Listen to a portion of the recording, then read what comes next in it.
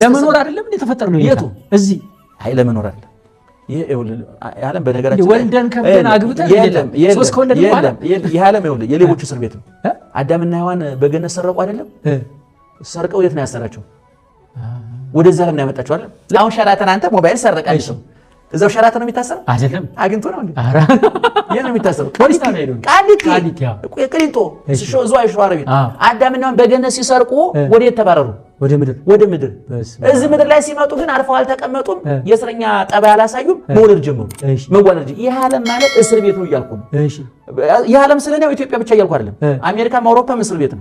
እንግዲህ አውሮፓና አሜሪካ ውሃ የማይጠፋበት መብራት የማይጠፋበት ሻላ የሚበላበት እስር ቤት ማለት ነው። ይሄኛው ደግሞ ትንሽ ከፍ ያለው እስር ቤት እንደማለት ነው። ስለዚህ አሁን አዳምና ሔዋን ወደዚህ ዓለም መጥተው እስር ቤት ነው የተዋለዱት። ቅዱስ ጴጥሮስ ምን ይላል መሰለህ?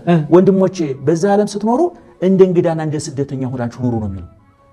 እንግዳ ለምሳሌ አንተ እኔ ቤት እንግዳ ሆነ መጣ ዛሬ መጣሁን አድረ ብትሄድ ይሄን ግድግዳ አፍርሳችሁ ሰፋ አድርጉት ያንን ቁም ሳጥን ከዛ ጋር አንሱት ትላለህ። ምን አገባህ?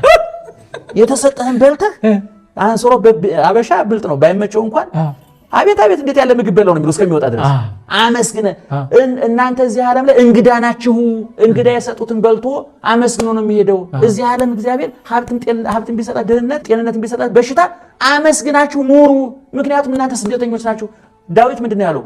ፈላሲ አነ ውስተ ምድር በምድር እኔ ፈላሲ ነኝ ስደተኛ ወነግድ ከመኩሉ አበወዬ እንደ አባቶች እንግዳ ነኝ እኔ ለዚህ ዓለም። ዮሐንስ አፈወርቅ ይሄን ሲተረጉም ምን አለ መሰለህ? ወበከመ ጻድቃን ኮኑ ነግዳነ ለዝንቱ ዓለም ከማሁ ነነኒ ኮነ ነግዳነ ለመንግስተ ሰማያት። በዚህ ዓለም ጻድቃን እንግዶች ናቸው ስደተኞች ናቸው አለ። መኖሪያቸው የት? መንግስተ ሰማያት።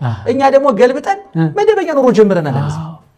አሁን አንዳንድ ሰው እኮ የሚሰራውን ስራ ስታየው በቃ ለዘላለም እዚህ ኑር እንደሆነ ፈቃድ የተቀበለው ነው የሚመስለው። ይሄኛው እየኖርን አይደለም ሆኖ የሚለው ቅዱሳን አባቶቻችን። ይህ ዓለም አሁን ለጊዜው መቆያ።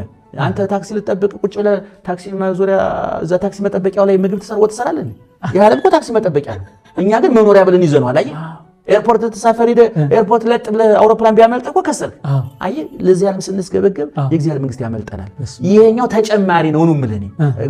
መጥፎ አይደለም ብሎናል። ልበሱ ተደሰቱ ብሎናል። ነገር ግን አስቀድማችሁ መንግስቱንና ጽድቁን ፈልጉ። በቃ እኛ መደራደር የለብንም። ቋሚ እንደ ክርስቶስ ይኸውልህ ያንን ቅድም የተነተነው የክርስቶስ እኮ የከፈለው ዋጋ ከዚህ ዓለም ኑሮ ጋር ምንም አያገናኝም። አይ ክርስቶስ ስለተሰቀለልህ ሱቄ ማትረፍ አለበት ካልክ አንተ ስቅለቱ አልገባም። እኔ እንዴት ቆርቤ እንዴት መክናለሁ አይባልም። ክርስቶስ የተሰቀለው አንተ ልጅ እንድትወልድ አይደለም። እንዴ ቆርቤ እኔ ስጋው ደግሞ ተቀብያለሁ የእናንተና ሱቅ እያተረፈ እኔ ከሰረልኝ ይችላል አንተ ሰው። ያንማ ቦታ መርጠህ ነግድ ወይም ደግሞ ተምረህ ነግድ። ግብርን በጊዜ ክፈል፣ የሚያዋጣህን ነግድ፣ ቦታ ምረጥ። ያን መርጠህ ብትከስር እግዚአብሔር ተጠያቂ አይደለም።